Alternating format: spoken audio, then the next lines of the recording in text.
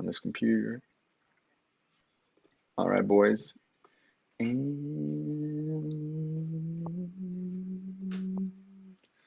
we are live. It's loading up. Here we go. Yep, we're live on Facebook. Cool. How's it going, Griff? Doing really well, man. How are you guys? Dude, I'm excited to see you. Yeah, I know. You're so bald. Yeah, I am. Actually, Yeah, hang on you're a like sec. super bald. Yeah, he's I gonna look like my father. He's gonna wear a hat. Yeah, no, I'm not gonna wear a hat. I need my other headphones because these are not fun. Ah, there you go. So yeah, welcome Griffin. Go Big Red Thanks. and all that stuff. A fellow Go Big Red. Oh Yeah. yeah. I had a bunch of friends ask if I was a fraud now that I'm on the Ponytails podcast and I don't have a ponytail anymore. I cut my hair, so they were like, "Oh, is this like a podcast for people with long hair?" I was like, no. But you wouldn't get it. There's a story involved of ponies, right? So yeah, we'll get into it. But yeah, welcome, Mr. Mims. I remember meeting you 5 years ago, back in Nashville. Well, probably a little bit at like mini sales school and stuff like that. But you were part of our organization there in New England that summer. And I think I've brought this up to you multiple times, but when I think of Griffin Mims, I think of one quote first, and then the rest is all pleasure. We were having a fireside chat during sales school in Nashville, and we were like all getting super serious, sharing all these like hard struggles that we're having as our emotional reason why we're gonna finish the summer and have an amazing time selling kids books door to door. And at one point, you introduce yourself as, "Hey everyone, my name's Griffin Mims, and I love love." And so that I just think of you, I think of that quote, and I think of how awesome it is to be alive and to experience love. And dude, I love you, man. It is such a pleasure to see your face again.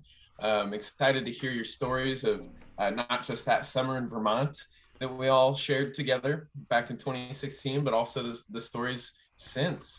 So how we start this whole conversation out is pretty simple. We're kind of curious what young Griffin was like, right? Because I've got some impression, right? But I'm curious what your experience was in actually getting recruited to this crazy door-to-door experience that most people choose not to do. So go ahead and start by that. Yeah, totally. So I started with Southwestern Advantage the winter of my freshman year of college. My good friend Courtney Albrecht, who I went to high school with, texted me and was like, "Hey, dude, like I'm doing this sick internship in New England." And right away, it kind of caught my attention that it's in New England. I was like, "Oh, that's not Nebraska. I can go to do something cool somewhere else." And so then I, went through the regular kind of pitch. I got to talk to Danny Gamboa, such a legend, way better than Andres, and got to talk to Danny and go through the full process there. And it was super intriguing to me, getting to go somewhere new for the summer, get to do something really hard, get to talk to people. I was a communications and marketing major, so I wanted to talk to people anyways. And so I was like, man, this is perfect. Get to go try to make a little money, go on an adventure and put myself outside of my comfort zone. And that was kind of the selling marker for me. I was like, cool, I'm going to go to New England. Courtney and I had a long discussion in the car at Dairy Queen one time about whether New England was a state or an area.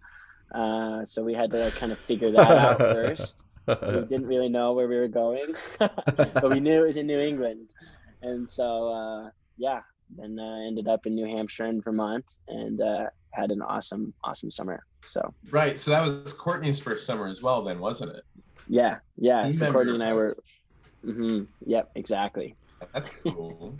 So when you first heard about it, was it like, I'm a 10, you always stayed like super into it, Sammy Southwestern type, or was there ever like the roller coaster that we always talk about? Whether it be friends or family that started to doubt, like, you're gonna do what now, where, maybe not. Yeah, mostly like full on 7 to 10, I would say, like really stoked. I found when I commit to something and I'm stoked on it, I'm pretty psyched to do that thing. And so, every once in a while, my friends would be like, "Oh, dude, it's gonna be our first summer in college. Like, we're gonna do a bunch of partying and like rush." I was in a fraternity, so like wanted to be a part of that. And yeah, so once I kind of committed, I was pretty stoked on it and pretty in. There's definitely some lulls of like, I wanted to memorize the full sales approach before finals week or whatever, and so like trying to squeeze that in, I was like, damn, like is this really worth my time? But then kind of once the summer set in and something that it was gonna happen, I was really stoked. I had a long distance relationship that I was also in, and so that was a part of the conversation, was like trying to like having to like go away from my college girlfriend and not spend the summer with her, and like all that classic 18-19-year-old young person in love bullshit. Had to deal with that, but I was psyched and wanted to prove to myself that I could do something hard. So heck yeah, man. And I know that that's something that you enjoy or have enjoyed for a long time. I mean, like, and we'll get into this a little bit to what you're up to now, but it kind of like, that's kind of how you thrive, is by putting yourself through something challenging and moving forward. So did you, up to this point, like you're getting there, you're out there right away, what was it like for you, like that shock as you, for example, got to sales school and then you got hit with this wave of like training and like, positive, like what was that like, new for you, or did you handle that well? What was that like? Yeah, I was freaking stoked. I like loved the energy of sales school, and like all the positivity just like fully fed into the environment of like, I'm gonna be the top first year, like that's just gonna happen, like that's what's going to happen. And I was just freaking psyched to get out and like have everyone around me. And I did speech in high school and was pretty good at it, and so I had my like sales approach down super well. I was going up to all the top producers that I could and giving like my full sales speech, and was just like trying to get the most out of the learning that I could before kind of diving in the pool. So I went into the summer like really psyched. One of my best friends from high school was with me. He was only there for a couple of days and then he dropped because whatever. Yeah, dude, but, I remember. Oh, yeah. Dude, that was rough. That was rough. So, oh, dude had real quick. Dude had a guy spit on his face. Like, so he said, day one. So he said, and he was like, "I'm done with this," and he went home. I remember that. Yeah. Shout out, bro. Yeah, we had like he will not be named, but damn. No, yeah, we had like 5 people in our house, and then before the week was over, there was 3 of us. So it's just like, boof, boof, boof, boof. But it was good. I was stoked to get out there and get ripping. And then like, started like my first week off pretty strong. My second day dropped a full bag, and was like, holy shit, like you can make like money doing this, dude. So yeah, it was a good first week and was psyched to be where I was and met some cool families. And yeah, it was awesome. Yeah, it's legit, dude. So when you remember like being trained in like the first 3 weeks, right? They always say that those are the hardest weeks of the summer. Like going into that, like what was that learning curve for you? Like was it pretty steep, or were you shocked with how hard it was? Like, I mean, because we all have that memory of that first store, right? Like, and you're like, oh, yeah, right? Like how did you cope with all that? I think I like kind of trusted the process and really like relied. I think like for me it was important, like I sold a house my first day, and like that kind of put into my mind like, this thing works. Like this isn't, can I cuss? Is that cool? Yeah, bro. It's whatever you want to do. Yeah. Like this isn't a bunch of bullshit. Like it's happening. Like I sold something. Like something is working. Like the 40 plus years or whatever that they've been doing this, and all the people that have been telling me that it works, like they weren't lying. So that was kind of the biggest thing for me, for like my headspace of like, okay, like this system that they have in place that I've tried really hard to learn works to a certain degree. Now it's just up to me to actually knock on the door. So that was definitely something big that I learned my first week, and was big for my like self-esteem and for my confidence going in. And yeah, it was definitely like the biggest takeaway that I thought from that first week was like, okay, this thing works. You just have to go knock on the door. Hell yeah. Yeah, man. Gotta go to work. I apologize. I'm in like Gainesville where there's a huge thunderstorm happening right now, and the dogs are freaking out, and I'm the only one home. So Toffee would like to say hello. Riley was scratching Hello. at my door over there. But yeah, man, going to work was definitely like the stressful part of this job, because I know that working with you out there, it was like sometimes it could get difficult to see that same result every week of dropping a bag and having a customer just kind of without totally trying. But what would you say was kind of the shape of your roller coaster of the summer? And describe it however you'd like. Because at the start, it sounds like you were like, woo, yeah, I'm going to go be number one first year, all that good stuff after sales school in that first week. But yeah, kind of detail the events that happened after that. I'm curious. Yeah, totally. So started off the first week super strong. I think I had like 115 units, maybe something like that, like good enough for my first week. And then I think I had like 3 days where I didn't sell anything. And like I think the first 2 days I like actually worked and like actually knocked on the doors. And then that third day, I don't think I started knocking until like 9. Like I just like kind of sat in my car from like 8 to 9 and then like worked until it got dark. And then like on the end of that third day, I was just like, damn, dude, like I didn't sell anything these last like 3 days and like wasn't in. And so then like peaked like super high first week and then like kind of went down, and I didn't have a 0 week. I think I only had 2 0 weeks the summer, like the whole summer, but most of like I went like up and then down, kind of like plateaued, and then like kind of started to rise a bit more at the end and kind of fell into the rhythm of working, and like came to the reality of like I had a great talk with Danny like week 3, maybe week 4, where he was like, dude, like are you here, or like what are you doing here? Whoa. Basically was like we were in Portland, Maine. We were playing frisbee in the rain all day. It was epic, great time. And then when I went to have my manager meeting with him, he just like was super real with me and was like, dude, like your stats are pretty good, but like I think that you could work harder, and like you have a lot of potential, and like are you knocking, like what's happening? And so then I kind of had to like come to a realization with myself of like, okay, am I here, am I doing this, do I want to be a top first year, do I want to do this thing? But I had committed to making it to the end of the summer, and so kind of like at that moment was like the third or fourth week where I like stopped the plateau of like not knocking and like just kind of like walking through it's like not doing the work but like being there, and so then that kind of like started that rise, and then moved to Vermont with Andres as my new housemate week 6, and so then that was a good change as well, so super fun. But yeah, kind of definitely like roller coasters up and down throughout the summer, and kind of figuring out how I worked and what I needed to do to keep myself psyched, and going through the whole motion, like the whole motion of the ocean. I mean, it's a hard job and you're working a lot, and there's so much rejection that, like really like pulling upon what you learn in sales school is super important, with self-talk and staying positive and the full thing, for sure. Yeah, dude. I mean, I remember when you came, because as managers, where it's like, hey man, like how's Griffin doing? Is he all right? And then when you had that talk with Danny, I remember the change in like your energy and the change in your perspective. I think you looked just more relaxed, like a lot of pressure had been taken off. And then I was like, oh, he's gonna jam. And yeah, he started picking it up really, really well. That was awesome. That was a cool house too. Yeah, it was. Yeah, it was great. It was in Vermont and Wilkes-Barre, I think. Yeah.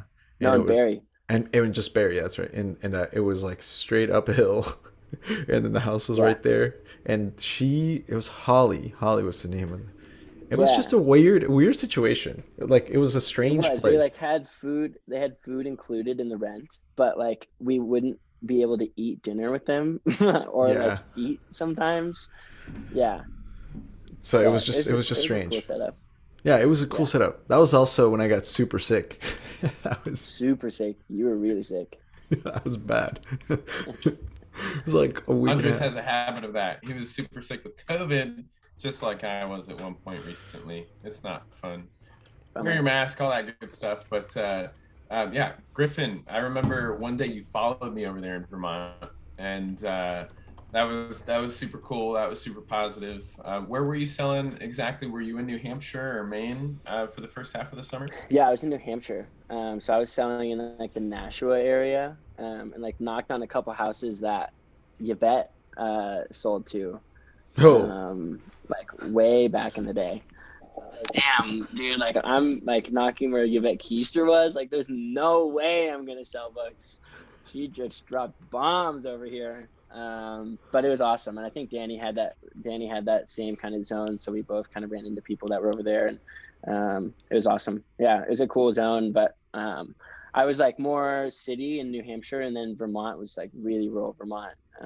It's like more back roads, farther houses, tighter, smaller communities. So it's definitely a good change of pace from like the suburban New Hampshire. that's baller. Bro, I want to start getting at some point into what you're up to now, but I do have to ask because I think this would be, I'm curious to see, because you only sold one summer and you started picking up at the end and you were good friends with everyone else that was like left over, all the managers, you had a good relationship with all of them. They were, you know, you were super, I mean, you're easy to like, right? So that's good. But what are the reasons that you decided not to stay? Like, what happened? Because like things were trending up. I mean, it was actually kind of shocking to most managers that you decided not to come back, and it was kind of like a newsflash for a lot of us. And so, because you ended well, so why did you decide not to stay? I mean, and this is a good time to, you know, because there are imperfections that were around in the company at that point in time too. So it's okay to talk about that too if you feel like it. So yeah. Yeah, totally. Like the biggest thing really was my like long-term goals of what I wanted to do with my career. I really wanted to be a new student enrollment orientation leader on campus because I wanted to go into student affairs. And so like that was like always a goal of mine, like starting into college and like wanting to do that. And typically people do that this summer after their sophomore year of college. So like the first thing in my mind was like, I have an opportunity to have a cool job that will work towards my career. Because at the time I wanted to go into student affairs, and I felt like I had done all the learning that I felt like I was capable of pulling out from doing another summer. Of like, I had seen myself at my lowest low, crying in my car, like being a bitch because I didn't want to go knock on a door because I was sad and lonely and depressed and whatever. And I'd seen really high highs of me like getting over it, like getting out of my car and knocking on a door and selling the next 3 doors of like after not knocking for a long time or whatever. I like seen myself be successful because of the work that I'd put in. And so like the benefit that I thought that I'd get out of another summer wasn't as enticing as the opportunity that I could have with this like career move, if you will, of like getting a good job in my career in student affairs. And like the recruiting aspect really wasn't that enjoyable to me. I didn't want to like have to like build out a big team and like have that be a part of my success. But I was definitely willing to help with recruiting. I would say like, if anyone is thinking of doing Southwestern Advantage and they're a college student, they should absolutely go. It will fuck you up in a great way and in a bad way. Like it's up to you, right? Like that's the thing is like, it was the hardest summer of my life and I grew up that summer. Like I point to that one summer where I can say like, I grew up that summer. And from that point on, there's a significant change in who I was as a human. And like, it was a huge learning opportunity for me. But I felt like I'd gotten everything out of it that I wanted to, even though I know that there were definitely more opportunities to learn.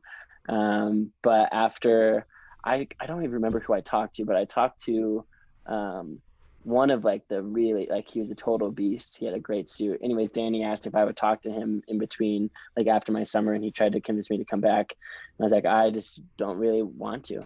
I'm kind of over it, and I had a great experience, but I think I'm ready to move on to other pastures and kind of follow my passion. At the time was student affairs. So yeah, I think that's why I didn't come back for a second summer, mostly was the opportunity to work for the university and do something else.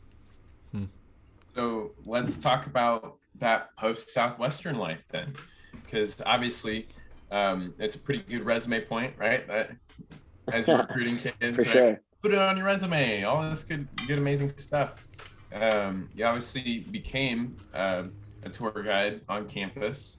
How was that experience? And tell us about like how you utilize the skills from Southwestern to build rapport and be personable, those communication aspects of it, not just for that career, but the subsequent work that you did after that. Yeah, totally. And what you're doing now, because you're crushing it, dude. Yeah. Yeah, so I knew that I wanted to do new student enrollment and got an interview, and the interview process is quite intensive. Like you do like an interview with like 12 different people in a lot of different settings, and then you have like a question and answer phase where like the 12 people that are there just ask you questions and you respond. And I told a story of a family who the parents, I like super cool. I was in Vermont. I think I was in Richmond, not Richmond. Damn. Anyways, I can't remember the little town, tiny little town. There's a family, there's 3 kids. They were 2 middle schoolers and a high schooler.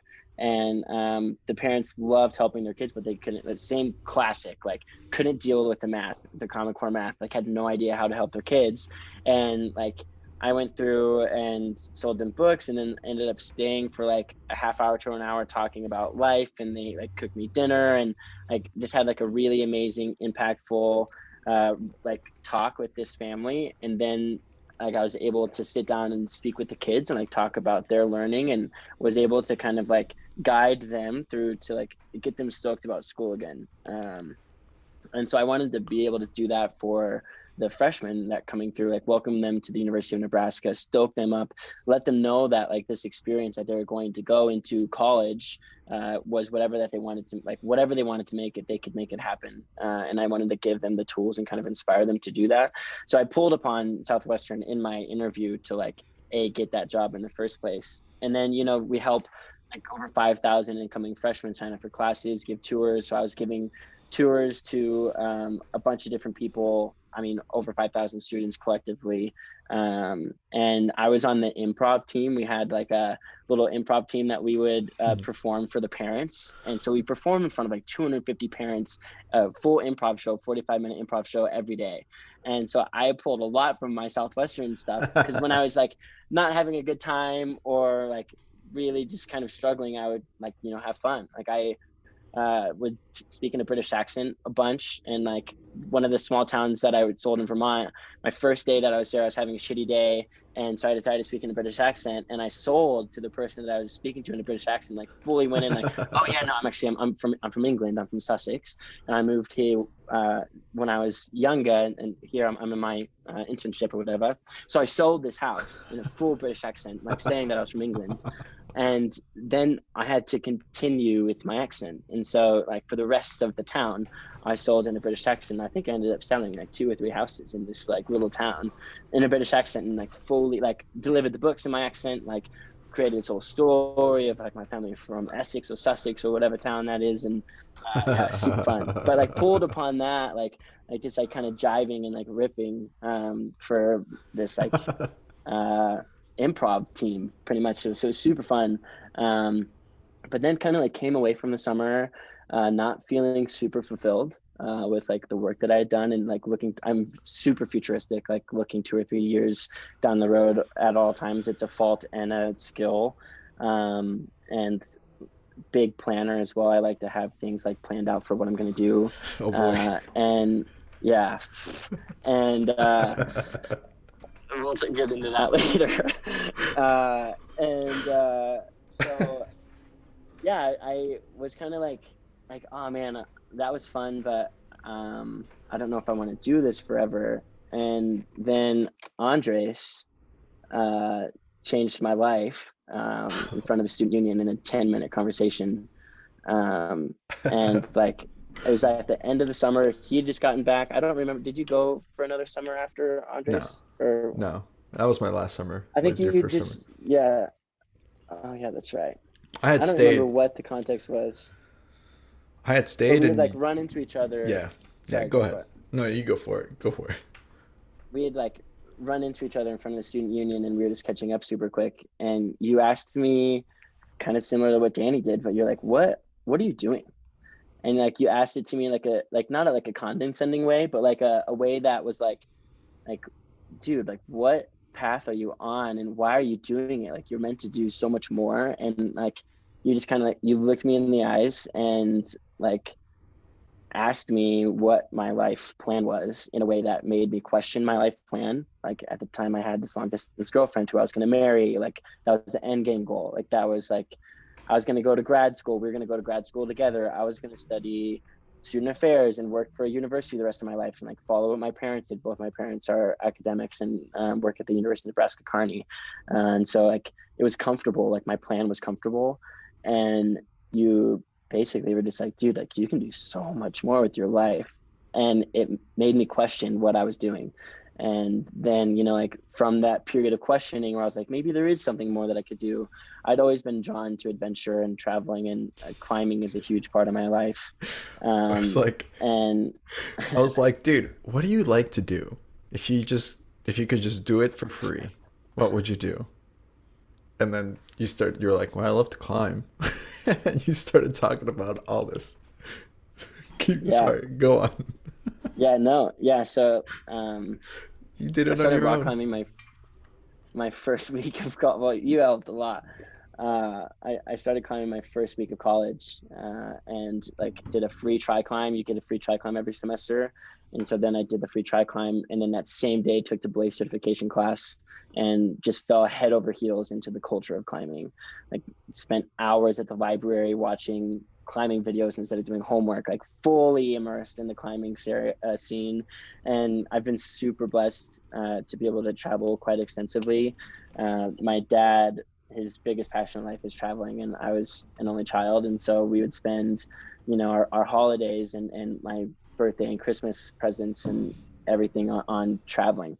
So the first time that I really went abroad, I was 11, and I went to China, and like went with the university delegation, and like have just been really blessed to be able to like be filled with adventure in the sense of needing to go see the world from a really young age, and like have to done it right, like going and experiencing culture and like talking with people and having like an enriching experience, and not just going to a beach and drinking beer. I mean, of course I was young, right? But like we didn't really vacation like that. We went and did cool things around the world. And so this passion of traveling and climbing kind of combined. In my sophomore year, one of my favorite adventure photographers, his name's Chris Burkhardt. He released a film called Under an Arctic Sky. It's about surfing in Iceland. And I watched it the first day that came out. And I remember as I was watching it, I kept asking myself, like, man, like, why can't I do that?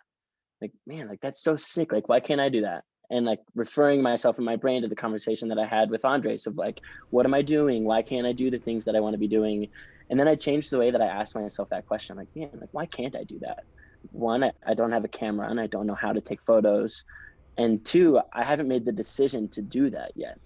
And that moment kind of changed my life again, to where the next week I bought a camera and like fully started hatching plans of spending 3 months the next year consecutively in the backcountry in the mountains of Patagonia, and like committing to this adventure climbing photography thing, and kind of diving in the pool. And that was the series of events.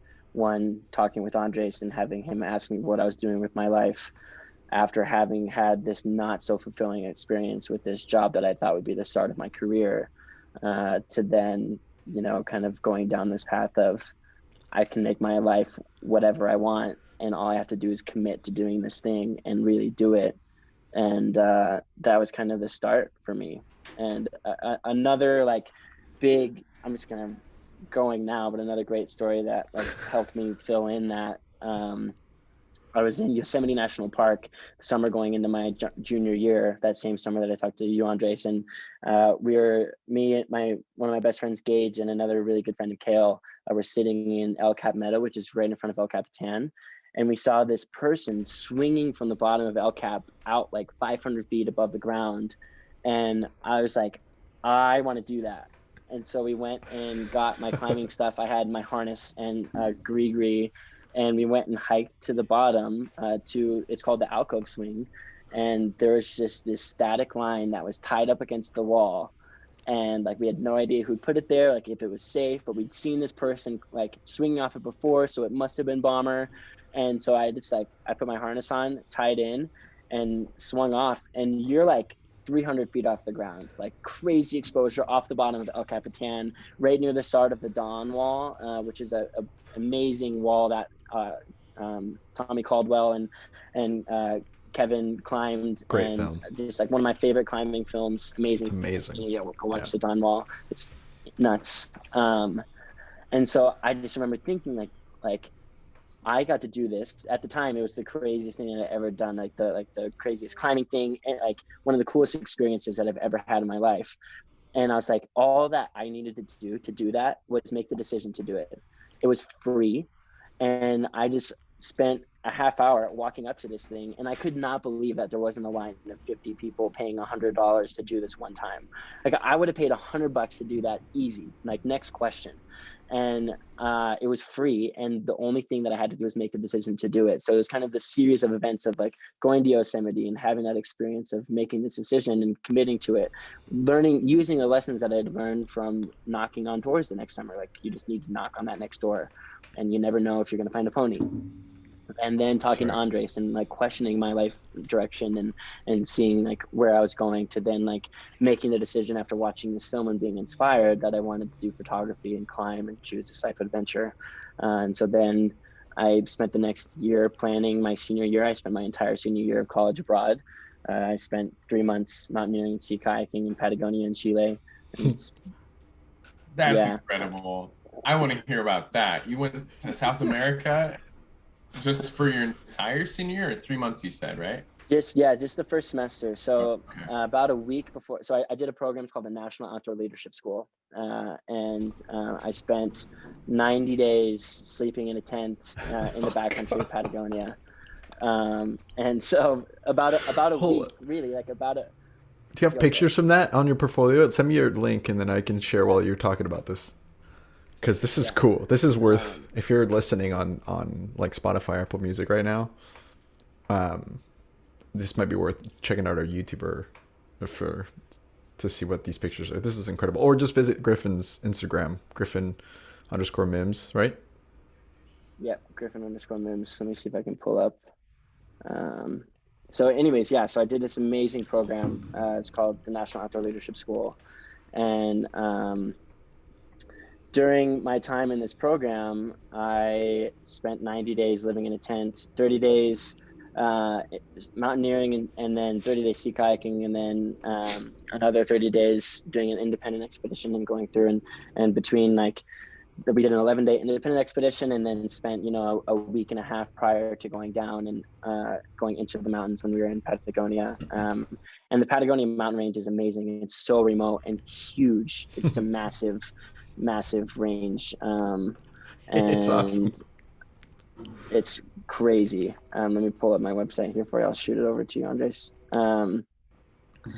So about a week before I went down to Patagonia, I ran into Andres again in the student union. And I'd been talking to my dad on the phone before that, trying to figure out a plan. I wanted to spend the 3 weeks after my expedition traveling in South America. And so my plan was actually to go to Argentina, and I had some other plans. I wanted to go to Machu Picchu. So I run into Andres, and Andres is Colombian. And I was like, dude, what are the chances that you're going to be in Colombia over Christmas break? And Andres said something to the effect of, well, actually, I'm graduating this December, and my parents, as my graduation present, are going to buy my plane tickets down to see my family in Colombia. I was like, no shit, dude. So then we went to the UPC office and like hashed out this crazy plan. At one point, we were going to drive to Peru, weren't we, Andres? We were going to drive from... So this is September 12th. You leave on September 13th, right? Like, yeah. And so we were like, if we're going to do this, we got to like plan it like right now. So we were on a whiteboard, and we were talking about like all the options. We could fly back, we could drive back, like going through Ecuador. We were trying to figure out plane tickets and trying to like book everything right there. Cause like once you were gone, and I don't know if you mentioned this, I was gone. but you were not, there was no communication with you for 4 months at all. Like you were gonna go, and then like you had to, because there was like no cell service where you were walking. You told me that you were like one of the first few people that walked some of the trails on that you walked, right? Like Yeah, on Earth ever we in did history of humanity. yeah. Which is We did a first ascent. We did a first ascent on a mountain that like probable first ascent. We don't know if anyone else has climbed it, but it's not like written down or anywhere in the range. The range that we were in, the Henny Many Mountain range, is like really remote and not often walked. And like there's not a lot of people that have been there, so it's a really good chance that we were the first people to summit that mountain. ever. Yeah. So once yeah. Ever. That's crazy, dude. That's send me those pictures while I fill in from my side. That way that you have time and you can look for these pictures because it's worth sharing. But yeah, I bumped into you right in front of the Runza. By the way, we're not sponsored by Runza, but we could be. But we could be. That's right. And so I just bump into you and you're like, hey man, like there's a chance of going to Colombia. I'm like, yeah, let's do this, but we got to do it right now. So we like figured out that there was going to be a way. I didn't even actually have any of this planned, and this has not been documented anywhere. I haven't told this story to anybody at all. So I'll finish up till here, so you can finish your side of how it went, and I'll fill in on my side. But basically, all I found were the tickets from Fort Lauderdale to Cusco, Peru, because we were going to go to Machu Picchu was what was decided. That's all I had until like a week before I left, 3 months later. And Alex Soto, who we're going to have on this show on the 30th, helped me out so I could get to that plane, because I ended up having to take a bus and then a flight to Orlando, who then Alex Soto gave me a ride to the bus again to whatever. So anyway, long story short, that's all I knew on my half. And on your end is, okay, I'm leaving right now. And then you just took off. And that's all we knew. I said to you, all right, look, December 18th, I think it was the day, is when we're going to climb Machu Picchu, and that was the day of graduation. So I'm like, instead of going to walk on stage to get my diploma, I'm going to be walking up the steps of Machu Picchu with you. That's the plan. And all we have right now is that you are going to, somehow you got your flights to come out so that you landed on Cusco, and we figured out flights so that we were going to be at Cusco airport at the same day. I was going to arrive like 5 or 6 hours before you, and we had no communication at all. And then I said, okay. And I said goodbye to you. And then I did not see you again until I bumped into you at the airport. That was fun. That's a crazy thing. So yeah, I go, and for some reason my photo site isn't working. I'll try to send some photos over to you here in a second. Just send a file. And so I spend I think it was 86 days consecutively without my phone. Like literally didn't have my phone with me, and like no way to talk to my family, my friends, nothing. That's more intense than the book field with regard to not using your phone, right? Yeah, totally. And so I spend amazing time, like changed my life holistically for who I am as a human being, like really solidified that like the life that I had been dreaming of for the last 2.5 years was something that I actually wanted to live. It was a very, life-changing experience. And the experience is over. I'm ready to go hang out with Andres in Peru and Colombia, and I'm flying to Peru, and my phone is dying. And I message Andres and I say, so I'm trying to check into my flight, and then something's wrong with my ticket. So like, I text Andres and I say, I'm going to miss my flight. Stay in the airport. I'll see you in an undetermined amount of time. And then my phone died and then never turned on again. And so Andres was just like left blind, had no idea when I was coming. I show up like 12 hours later. And Andres, there's this little cafe that's above like where everyone walks in to go pick up their bags. I know exactly what you're talking about. I had coffee there.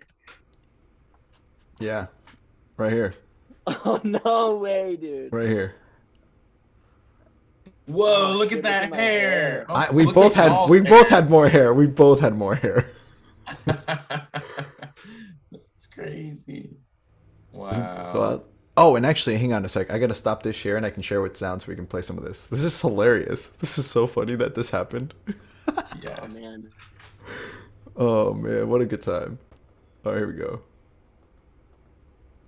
So this is in Cusco, right? Yeah. This is in Cusco after I bumped into you at the airport. Griffin door. Yo, where we going? Machu Picchu, baby. But to climb for 3 hours. Or yeah. So anyway, so that was there. Go on. Yeah. So funny, I look up and Andres is just like waving from the hotel or from the cafe window, and I was like, okay, thank God I found Andres. Like everything is not lost. It's like 12 hours after I'm supposed to arrive. Wow. And then we just go on this epic adventure to Machu Picchu, just like finagling our way. Andres gets this like super cheap taxi to drive us like 2 hours or something crazy like that.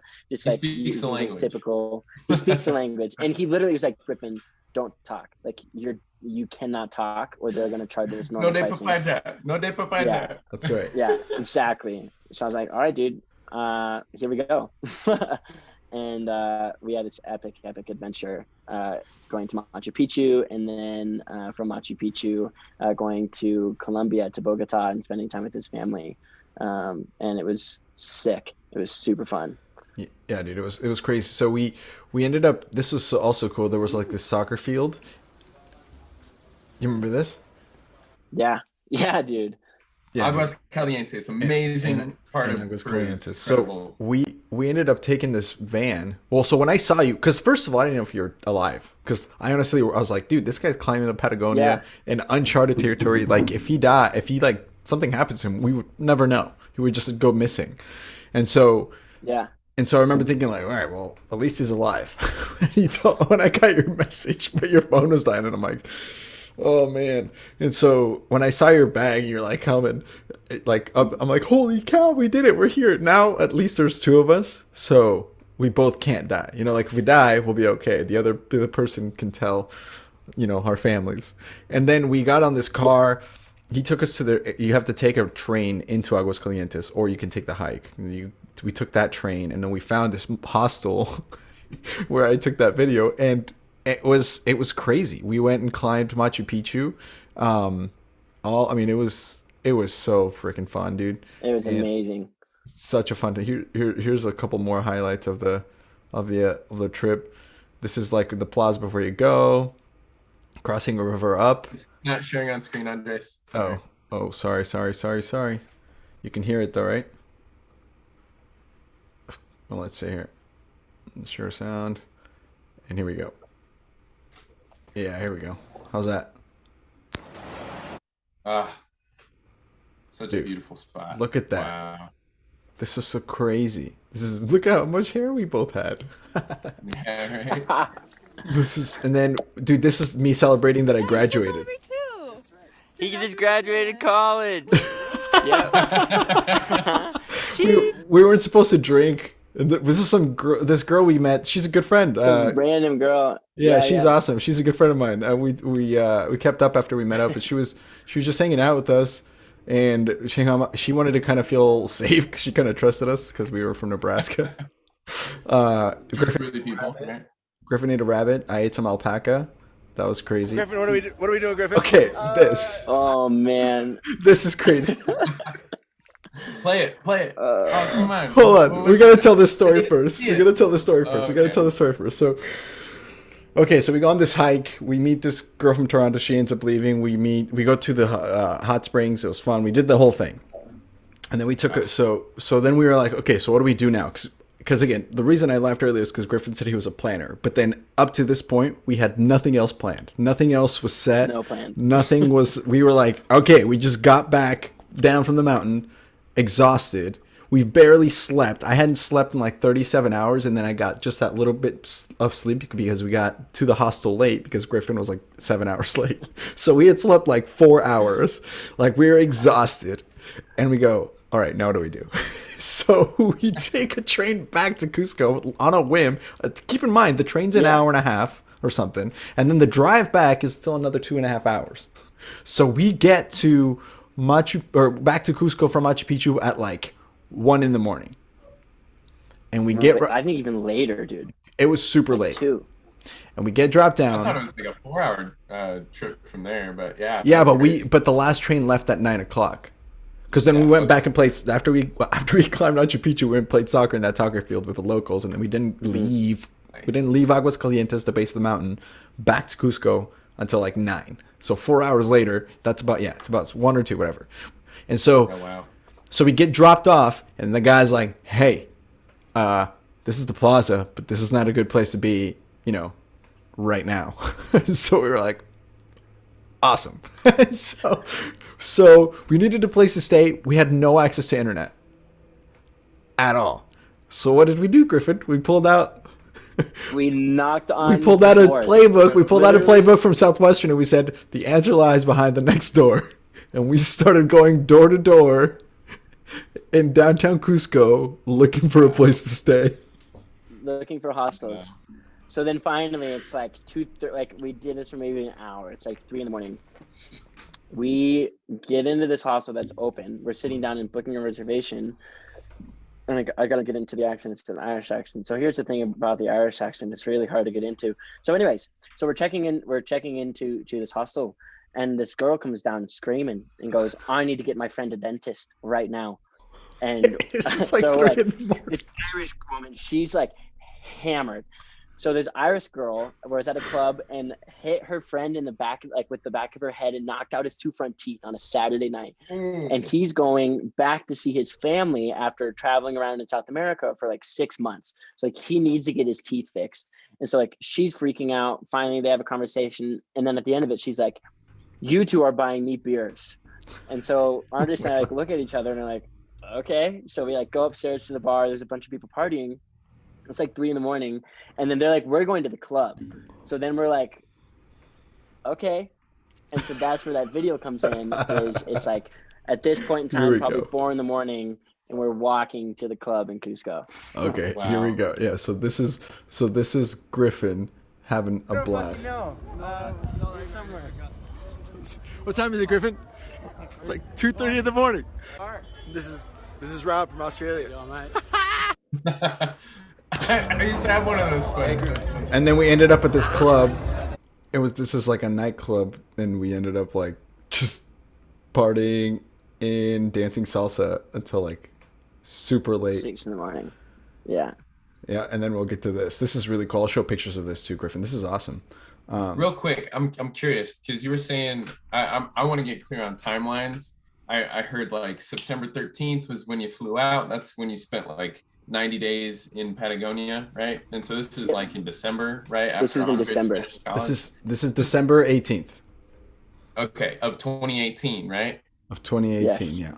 Cool. Because I was there after I finished up my fall semester with Danny Gamboa and a ton of other book kids. So this is why I'm like, I know all this stuff. This is crazy. In Cusco and then also Cartagena, Colombia. But yeah, that's awesome. I love so fun, dude. Cusco is like this mystical place, especially when you go into Machu Picchu, Aguas Calientes, this hot springs town right at the base of the mountain of Machu Picchu. All this culture of like everyone's super friendly and slowed down compared to other Latin American countries. South America is obviously like has this vast history of the Incan Empire and all the other 1,000+ year old cultures. Like it's so mystic, it makes you feel insane. Small and almost insignificant to a point. So when you're there and you're having all these fun, crazy stories, it's just like magic left and right. I can only imagine how impactful that was for you guys.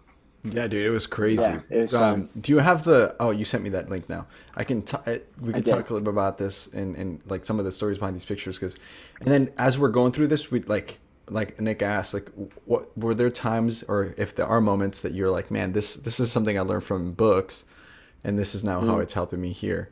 I'll pull it up real quick because we also went to the Rainbow Mountain and you have some really cool shots of that as well, right? It's on here. Mm-hmm. Yep. Yeah. It should be there. So I'll show this real quick. Yeah. And like some lessons that I pulled from, as Andres gets these photos up, from, going and selling books, was just like going and doing it, like going and being there and getting the full experience out of everything that you can. And that was one of the best parts of going on this adventure with Andres was we were fully improvising, just making it up as we went, but we're there to have the biggest experience that we could. And so it's just like knocking on the next door. You never know what's going to lie behind the next door, and they might, you might drop a book or might drop a bag. And so there's kind of like that with these adventures that just started rolling out really well for us when we were in Peru and Colombia. It worked out pretty well. Yeah. Do you remember the motto of the trip? Fuck it. Yeah, I was like, fuck it, let's do this. All right, so here's some of the stills, and really that was like the vibe of selling books, right? Was just, Yeah. dude, just do it scared, do it nervously, do it fun, like for fun. Look at this stuff, dude. This is insane. Holy cow, man! Where's You this at? took Yeah, so every that's- last one of these photos. I did. Yeah. So that's in Patagonia. That's in the Henny Mountain range. And I took that, it's a 30-second exposure, and I balanced my camera on rocks because I didn't have had super heavy backpacks, and so I didn't want to bring a tripod. And so like luckily everyone stayed still and I was able to pull that image. But yeah, that was in Patagonia in the Henny Mountain range there.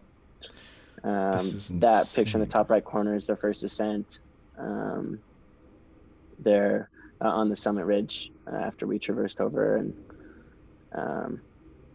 yeah, Wow, super fun. dude. Yeah, photography and art in general has been something that I've been loving my entire life. Art, being an art, I played the violin, was in choir, and was in theater and orchestra, and did a lot of artistic things. There's the Rainbow Mountain. So this little boy was super cute. They had, of course, this alpaca with sunglasses. I thought was quite classic. That's funny. Yeah. Those are mine. And then are they? I think so, dude. Dude, Yeah. sick. Because look, see, this is when we were there. This is us on the way up, right? And you were taking pictures of stuff. There's your camera, Yeah. and then we went up And here. the Rainbow Mountain is super tall. It's at like 17,000 feet. So Andres and the rest of the team were working really hard to get up there. But I had just come off of 90 days trekking and climbing. So like it was pretty funny to be like, we got to the top and everyone was worked. And I was like, oh man, there's a beautiful hiking trail over there. Like we should go over there. Yeah, it was great. Dude, I Yeah. think This there's guy. even snow up there. Yeah. Well, and so the thing with this is like that was the same one that was up there, and with the gentleman you could pay to take a picture with it because these guys just hung up there like chilling. It was pretty legit. Yeah. Yeah, dude, this Yeah, that's is their job. Hey, you want to take a picture? Okay, cool. Okay, that'll be $5, right, or something like that. They're awesome. yeah, dude, this is incredible. So how do you when you're doing these things, is this like, I mean, you're walking us through your process. Like, how do you decide? How do you find this image? How do you find this? Like, because look at this. This is incredible. What do you look for here? Yeah. I look for something that's interesting. Like this portrait of this woman on the left. I took that in Shanghai in China. We were on a boat on the river, and she was just had this gaze where she was just like looking out like this for a couple minutes, and I just kind of set up my camera and wanted to take an interesting photo. The thing that I love about photography is that it captures a moment in history forever, and it's something that you can then go and look upon and remember that moment and capture that feeling. And so that's what I love about photography and adventure photography and climbing photography in general, is that you go on these amazing experiences and visit these incredible cultures, and you're able to pull imagery that reminds you of what it was like to be there, and reminds you of those lessons that you learned. And then the other portrait there, that's Brophy. He was my best buddy that I made when I was in Patagonia. And how I ended up in Lake Tahoe is I was going to move to Jackson Hole, Wyoming with Brophy. And then Brophy met some friends of ours on an Arctic expedition in Svalbard in Norway. They were crossing an Arctic plateau up there, and they convinced Brophy to move to Truckee. And so Brophy texted me, he's like, hey dude, I think I'm going to move to Truckee. You're more than welcome to come along. Nice. And I was like, okay, cool. Where's that? And he's like, it's in California. I was like, great. Are there mountains there? He's like, yeah. I was like, cool, I'm down. 4 weeks later or whatever, me, Brophy, and another dude moved to Lake Tahoe, and none of us had been there before. So it's kind of fully sent moving to Lake Tahoe, and I definitely don't regret it. Dude, this is awesome. So cool. This is super awesome, man. This is hilarious because you're working at, what's the company that you're working at now? Let's hear about this. What are you up to now? Yeah, so I work for a high altitude mountaineering company called Aplenglow Expeditions. I'm the international expedition coordinator. So I do all the logistics and planning for large scale mountaineering expeditions around the world. So we climb Everest, Amanda Blom, pretty much every big mountain that you could imagine. We're climbing there. So my job is to do all the logistics and coordinating. So yeah, if you want to climb Everest, I'm the person that you call. And that's a pretty crazy thing to say coming from Kearney, Nebraska. Yeah. Dude. Yeah. Holy shit. So when are we doing it? It's in my 5-year plan. So you're welcome to hop on whenever you want. How do I do it? Let's go. We got to get Colin Appel in there. He's been wanting to do it for a while. So, dude, so walk me through it. Walk me through your job. I come up to you. Let's pretend like this is September 12th and you're going to Colombia. So it's September 16th, actually. Look at that. We have a knack for this, right? So hey, there you go. So what happens? How do you get to Everest? The top. So it's a really long process, and our company has a really great success rate and work really hard to build strong teams. So for us, all roads to Everest start in Ecuador. Ecuador is an incredible country that has 3 really great mountains for starting in mountaineering. Cayambe, just shy of 19,000 feet, Cotopaxi, 19,400 feet, and Chimborazo, 20,500 feet. And they're all within a 3-hour drive of the capital city of Quito. So we start there with the Ecuador Climbing School, get people's feet wet with altitude and climbing, and then build up from there. There's like meters that we're looking for: the 6,000 meter mark, the 7,000 meter mark, and then the 8,000 meter mark. There are only go for it. No, I was just stretching. I think there's a dog behind him. He's having a bad day. Dude, yeah, can you hear that? Yeah. There might be a bear outside, and the dog's like, okay, cool. That'll be fine. You're working from home. Yeah. So there's these points that we're looking for: the 6,000 meter mark, the 7,000 meter mark, and the 8,000 meter mark. And there's only 14 8,000 meter peaks in the world. And so for us, after you climb in Ecuador, you might go climb a 7,000 meter peak like Aconcagua or Amanda Blom, depending on your experience, or Ojos de Salados. And Aconcagua and Ojos de Salados are in South America. And they're actually just shy of 7,000 meters. Yes. No, I'm saying Colombia, South America. Exactly. Let's go. Yeah. And then you're able to go and climb an 8,000 meter peak. So we make of our open. That's for the Americans in the audience, like 24,000 feet. 24,000 feet. Okay, cool. Yeah. Nothing. And so nothing, right? Super chill. And so then we'll go and all of our open enrollment expeditions on Everest, all of our clients need to have made an attempt on an 8,000 meter peak beforehand. And they didn't need to make the summit, but they needed to have been climbing at altitude with oxygen, been on a large scale international expedition to the high Himalaya or to the Karakoram. So it looks like Gasherbrum 2 in the Karakoram in Pakistan, or Troy Oyu, the 6th tallest peak in the world in Tibet. And then you're ready for Everest. And so we climb Everest from the north side, from the Tibet side, from China. And so then we're ready to climb Everest. And the cool thing about my company and the way that we climb, my company was started by a climber named Adrian Ballinger. He's a total beast. He's summited an 8,000 meter peak 17 times. So he's climbed Everest 8 times, once without oxygen, K2 without oxygen. Him and his fiance, soon-to-be wife, Emily Harrington, who's also a really famous climber, super strong, one of the strongest women climbers in the world in general. She just put up a ascent of Golden Gate. It's a climb on El Capitan in a day. And I think there was 4 people prior to her that had done it. And she was the first woman to do it. Wow. So they're like power couple, super cool, really awesome, incredible people in general, as well as really amazing climbers.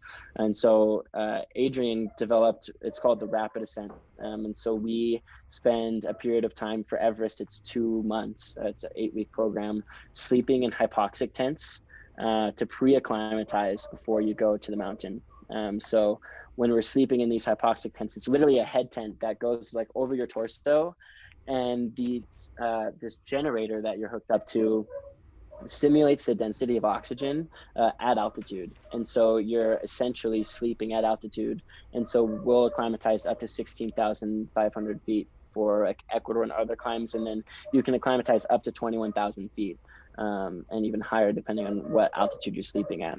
So I was in Ecuador earlier this summer climbing Cotopaxi and Chimborazo, and slept in the hypoxic tent for 4 weeks and was pre-acclimatized to 16,500 feet. Yeah, it's crazy. You're like sleeping in this like super weird tent at 16,500 feet. And we had a client on the summit of Cotopaxi, 19,400 feet, within 48 hours of him being in the country. So you're able to climb these mountains really quickly because you don't have to spend as much time acclimatizing. And so in 2019, for example, we had a client on the summit of Everest and back in the United States in 14 days, which is absolutely unheard of. The typical Everest itinerary is like 65 to 70 days, somewhere in there. And our Everest itinerary for our rapid ascent is 36 days. So we're able to climb these huge mountains in about half the time that it normally takes. So saving people from spending too much time away from family and their business, and getting to spend more time on the mountain, because then they can take less time off of work and come back more often. So yeah, it's a pretty crazy program. Dude. So it's a huge mountain. So you're telling me you can do this in 70 days? Like that's the turnaround? Yeah. I talked to a couple of gentlemen that were on Everest this last year that spent 90 days in Nepal trying to climb Everest, and they didn't reach the summit. But our Everest itinerary is 36 days. So we're able to get there and back quite quickly. It sounds pretty intense. I mean, you do a whole bunch of pre-work by going to Ecuador and everything just to get used to it. Wow, I'm blown away. And I'm ultimately curious, as many of us have kind of seen the world change with COVID and lockdowns and that kind of stuff. I mean, you've been doing this for a few years. How did that affect your whole business?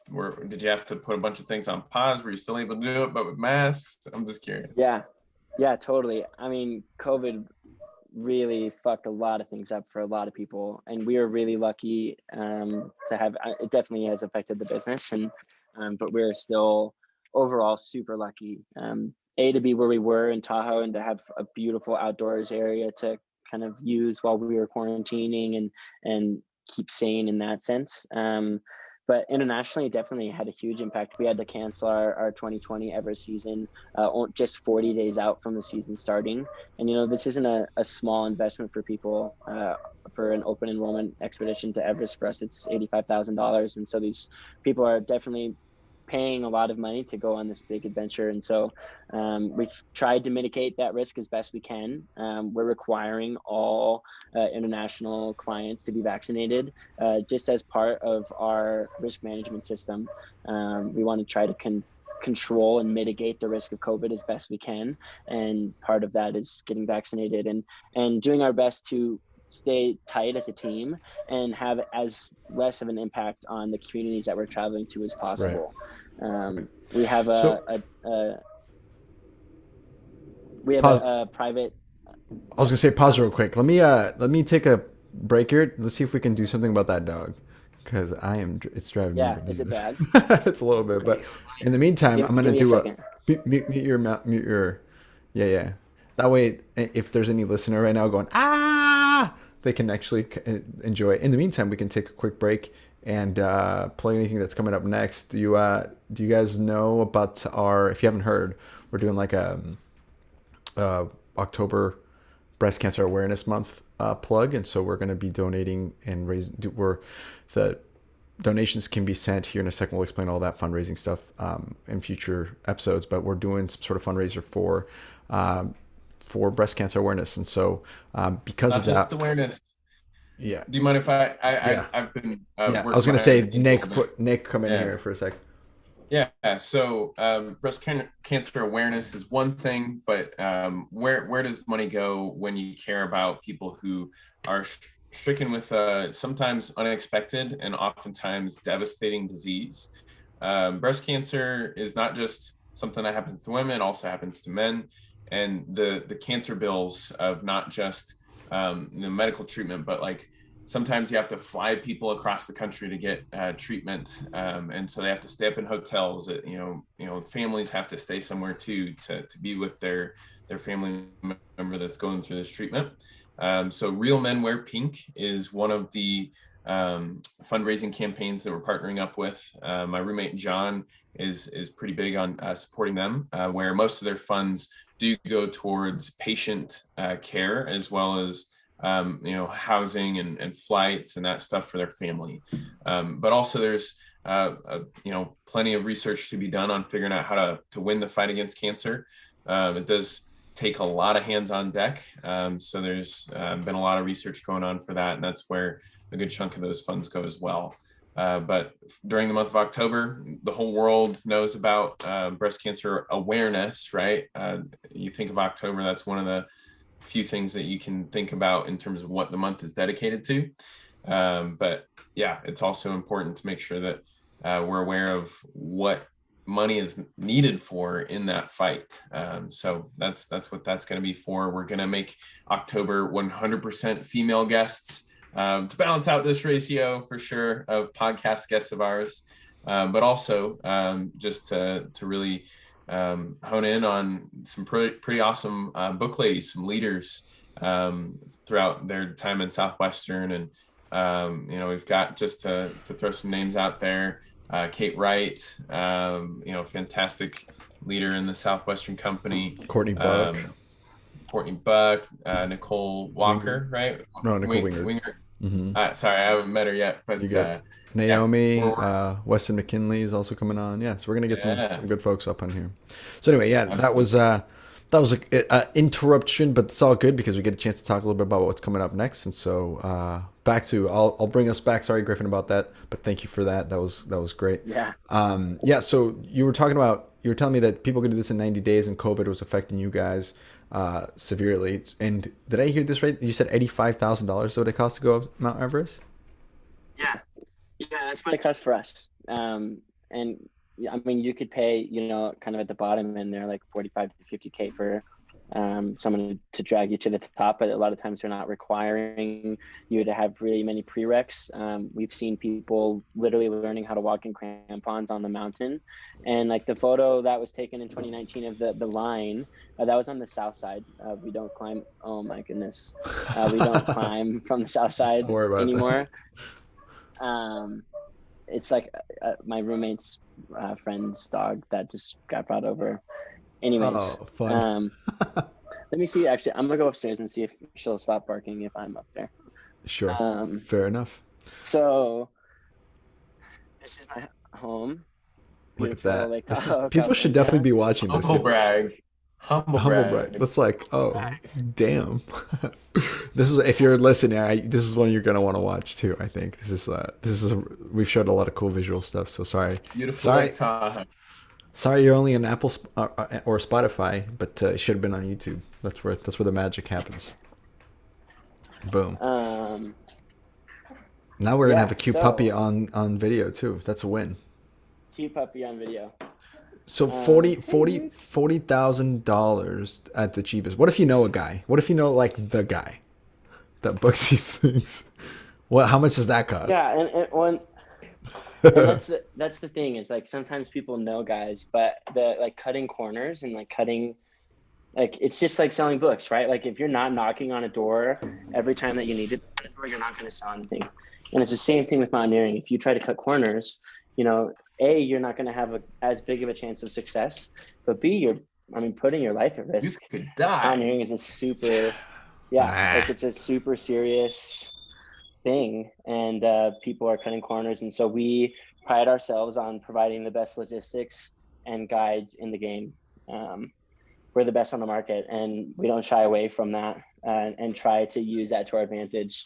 But it's crazy. I mean, like 85K, Get what you pay definitely for. don't have 85K to climb Everest.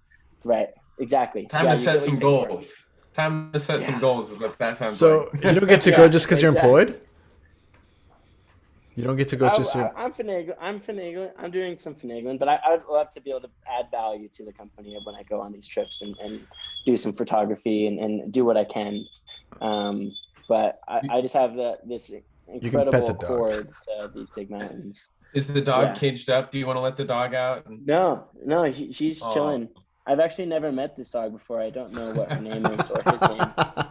Hello, This This is the first episode that's been Hello, interrupted by dog. dogs, but I knew this was going to happen at some point. I was like, this is going to happen. Yeah, Somebody's right. dog. We've done these every single time from the person's home, so it's like something's. I'm surprised it hasn't happened more often, given how I often mean, it happens. Yeah, it totally. happened every day on the book field. Yeah, right? and the book field, this was like a Yeah, common dude. thing. Trauma. That's why I'm like, In our the book listeners are field, probably it's yeah, trauma. you got to get that dog some peanut butter, son. Look at that. It needs some About to. WD-40. It needs some WD-40, or just leave the door open. You just We're not sponsored by WD-40, but we could be. but you could be. That's right. Dude, I need to yeah, climb so Everest, so I need to find $85,000. All right, cool. Let's do this. And then after that, we can just do. Well, I owe Willie Andrade a marathon, so I better watch my pace here. Damn, dude, that's wild. Yeah. So actually, we might be looking for. It might be time for the pony story. It might be time to close this one out. And then share some more of the stuff that we're looking forward to. So, as always, the pony story is about, the showstopper. It could be something that you took with you from Southwestern or from from your time, or it could be like an actual pony. Brandon told us about the time he went to jail. I mentioned that every time. So whatever you want to share about here, this would be a good spot. Talk about some of the cool experiences you had that really changed you profoundly. Yeah, totally. I mean, I think it kind of started with Southwestern Advantage, right? Like going out and having a really difficult summer and doing the thing, working hard to learn about myself and grow as much as I could in the period of time that I had. And, one of the biggest lessons that I learned, I mentioned my second day, I dropped a bag, and I literally dropped the bag in 3 minutes. I couldn't get through the introduction. The guy, it was the second biggest house in the town that I was selling in. The family was in the backyard, so I ran around to the side and was jumping over the fence trying to get their attention. The dad came over, super thick Boston accent, and I did the classic "Hi, I'm Griffin. I'm a college student from the University of Nebraska here on my summer internship." And before I finished that, he's like, "What are you selling?" I was like, "Oh, well, yes, I'm here. I've been talking to all the families in town. I was just talking to the Gamboas down the street. And no, kid, I don't care. What are you selling?" Like, "Well, I'm selling educational resources, for K through 12. There's something in here for everyone." And he goes, "I'll take it all." And before I could, I didn't even have my iPad with me. My iPad was in my car. I couldn't sell him the books because I was like, there's no way this guy's going to sell whatever, blah, blah, blah. And then 5 minutes, he's like, "I'll take everything that you have." And so from that one moment, I was like, there's literally a pony right around the corner every time. You just have to go find them. Just go find them. And so from that moment, it was like, okay, you just have to continue to do, right? You have to make the decision. I'm curious. Was he in sales or something? Had he bought from book people in the past? What did you get to know why he was so trigger happy? Yeah. I'm let me get everything from you. What? Not really, dude. He wasn't home when I delivered my books. His wife was. And so I went and delivered and did the whole thing, and there wasn't really anything else for them to buy. I tried to get them to buy the ACT, SAT prep book, but their kids were in elementary school, so they were like, "Well, let's buy that later." But I think that he was just a businessman that really appreciated me hustling. He's like, "You keep busting your ass, kid, you're gonna make it." And that I've kind of went forward from there of just show up, be there and do the thing. And so Powerful. yeah, that was a big lesson for me, and just go to the next door, keep on knocking. And as you're knocking on these doors, "Hey dude, you want to hang out?" just like keep going. And this dog is just ripping up the house. And that was like definitely a big pony for me in general. But one of the biggest things that I've learned these past 2 years of living in Tahoe and really like pursuing my passion of photography and adventure and climbing, is like take the chance to go and do that thing. Like that's one of the biggest lessons that I learned is like being able to leave, and go into a new environment, and like leaving Nebraska was a big thing for me, and something that I think changed my life in general. Was getting able to get out, and so like going and making the decision to move to Lake Tahoe, when I didn't have any reason to, besides that there are mountains there, and putting myself in the right place to be able to work for this awesome company that I'm working for now, and be able to do the work that gives me passion and makes me excited about what I'm doing every day, and helps people fulfill their own dreams, right? Like you mentioned, for a lot of people, climbing Everest is a big dream and goal of theirs, and I get to help fulfill that for them. So that's definitely something really cool for me that I've taken away, is follow that passion and pursue it. And the people that make it are the people that don't stop doing it. And so just kind of continuing on through there is definitely a big lesson that I've learned. Damn, dude. Well, jeez. Whew. Well, Hell yeah. hell yeah, brother. Well, That was awesome. Hell yeah. So a couple things on that. We got to have you back. Hopefully in person. I want to hear more about like your climbing We're stories. from the summit of Mount Everest. Yeah, like for real. I want to keep you. Yeah. I want to keep you as a regular guest that we get to talk about like the crazy adventures that you're going on. So heck yeah. And then too, like I gotta say, I remember the day we sat down in front of the Union. I remember that. I remember sitting down with you. I remember I was worried about you because I had seen who you were like at your best while you were in Vermont with me, and then I saw who you were and how you were talking about yourself and about what you wanted to do and about your dreams. And not that that's a bad thing to like be. It's nothing wrong with being married and doing the thing. That's a wonderful life for a lot of people, but for you, it wasn't. And you, Student affairs is what Andres is talking about. yeah, and you fulfilled it. You fulfilled. I mean, everything. I'm talking about who you were at that time, the direction that you were headed, right? That wasn't the right path for you in my head, and I felt like I was judging you about it, but I was like, hey, I got to say something because I just feel like you're lost. Yeah. And so I said that to you. So I'm sorry that it was kind of unsolicited advice, first of all.